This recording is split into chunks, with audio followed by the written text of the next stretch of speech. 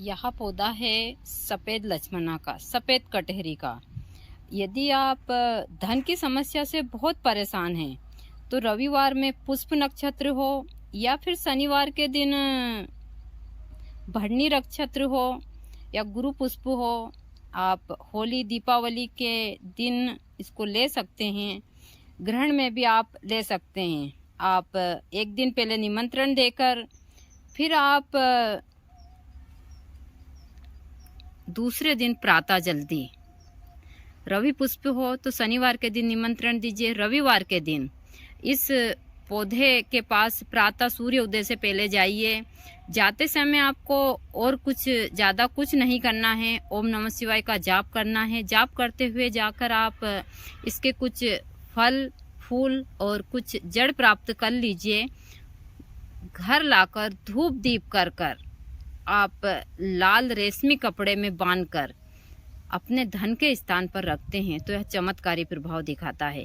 ऐसे ही कुछ विशेष वनस्पतियों की मैं जानकारी दूंगी, बने रहिए वीडियो में। जय माता दी सभी को, हर हर महादेव।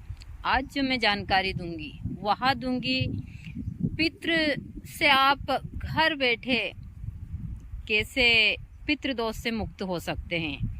देखिए, तंत्र में इन चीज़ों के छोटे छोटे से ऐसे टोनके, हर एक चीज़ के जो आप आराम से और चमत्कारी ढंग से इन चीज़ों से मुक्ति पा सकते हैं।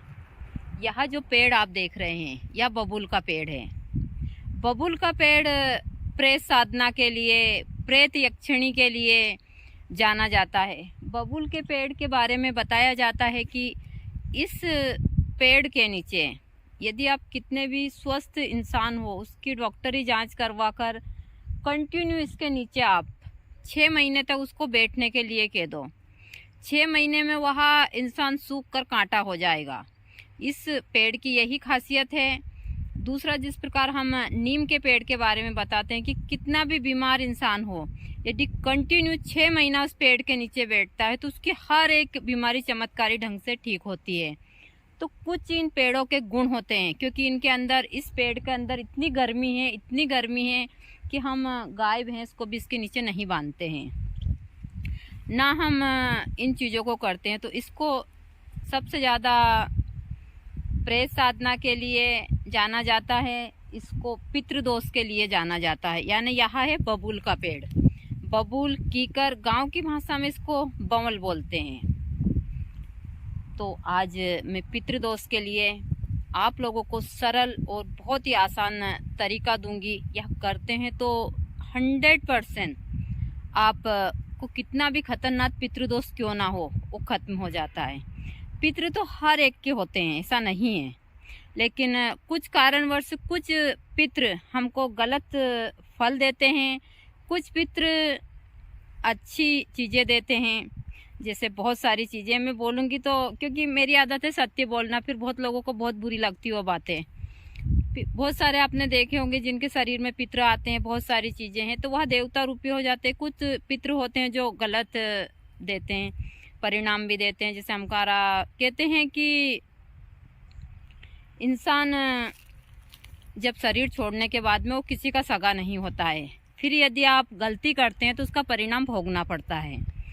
तो आप जैसे 16 श्राद्ध आती है, अभी होली के बाद जो 16 दिन का यह पितृ आएगा, पितृपक्षी में आप प्रतिदिन एक बबूल का पेड़, कम से कम ज़्यादा नहीं तो 30-40 साल पुराना पेड़ देख लीजिए, और वह पेड़ दक्षिण दिशा में होना चाहिए। इसका खास महत्व है, दक्षिण दिशा का पेड़ दक्षिण दिशा में होना चाहिए। प्रतिदिन रात्रि को आप अलग अलग प्रकार का भोजन बनाइए। पितृ को सबसे ज़्यादा खीर पसंद होती है, खीर, हलवा, यही चीज़ें आप उनके लिए बनाइए। और संध्या के समय जो घर का बड़ा बेटा होता है उसको बोलिए आप 7-8 बजे के बाद में वहाँ दक्षिण दिशा में जो बबूल का पेड़ है वहाँ पर भोजन लेकर जाए।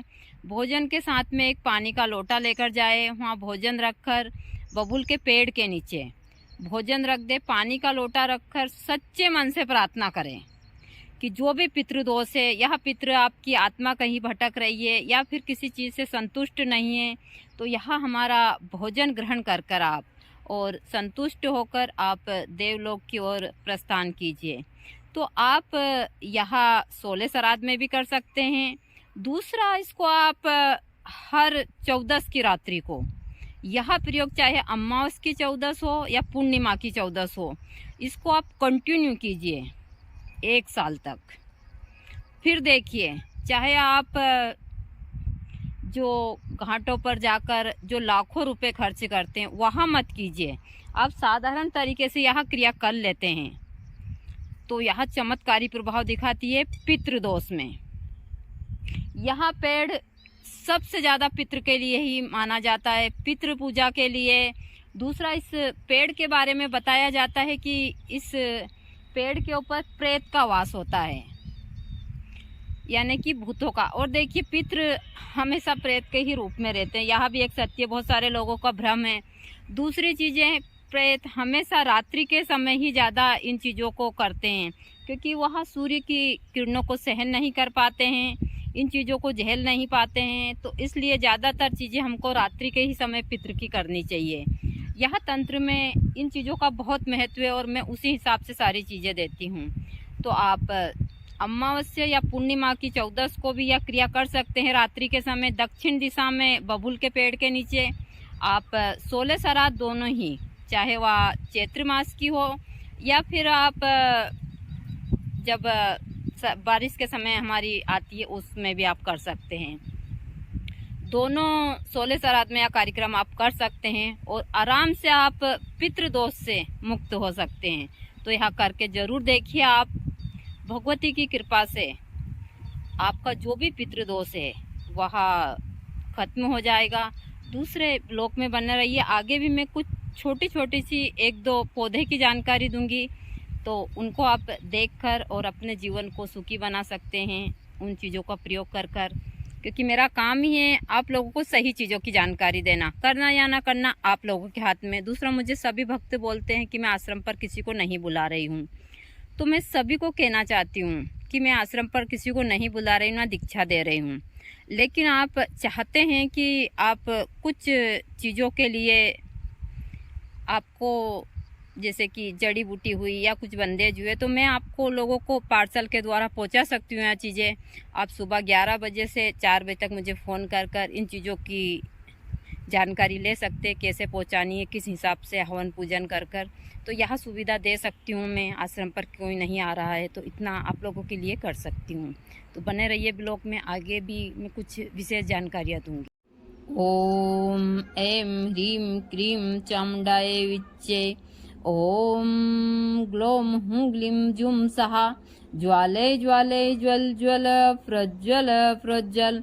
ओम ऐं ह्रीं क्रीं चामुण्डायै विच्चे। ज्वल हम सम लं छं फट् स्वाहा। नमस्ते रुद्ररूपिण्ये नमस्ते मधुमर्दिनि। नमा केटौहारण्ये नमस्ते महिषार्दिनि। नमस्ते शुम्भहंसे च निशुम्भासुरघातिनि। जाग्रतं हि महादेवी जपं सिद्धं कुरुषु मे। ऐंकारी सृष्टिरूपाय ह्रीं काली प्रतिपालिका। क्रीं काली कामरूपिण्ये बीजरूपे नमस्तुते। चामुण्डा चनघाती च ऐकारी वरदायिनी। विच्चे चाब्द्या नित्यं नमस्ते मंत्ररूपेणी। धाम धीम धूम दुर्जटे पत्नी वां विमु वागदेश्वरी। क्रां क्रीं कुं कालिका देवी। सां सीं सुं मे शुभं कुरु। हूं हूं हूंकार रूपेण्ये जम जम जम जम जम दायिनी। भ्रां भीं भूं भैरवी भद्रे भवान्ये ते नमो नमः। अं कं चं टं तं पं यं सं विं दुं ऐं विं हम छम। धीजाग्रम त्रोटे त्रोटे दित्तां कुरु कुरु स्वाहा। पां पीं पुं पार्वती पूर्णा। खां खीं खुं खेचरी तथा। सां सीं सुं सप्तसती। देव्य मंत्र सिद्धिं कुरुषु मे। यस्तु कुंजिका देवी हीनां सप्तसती पठेत् नातस्य जायते सिद्धिररण्ये रोदनं यथा। ओम क्रीं कालिकायै नमः। ओम क्रीं कालिकायै नमो नमः।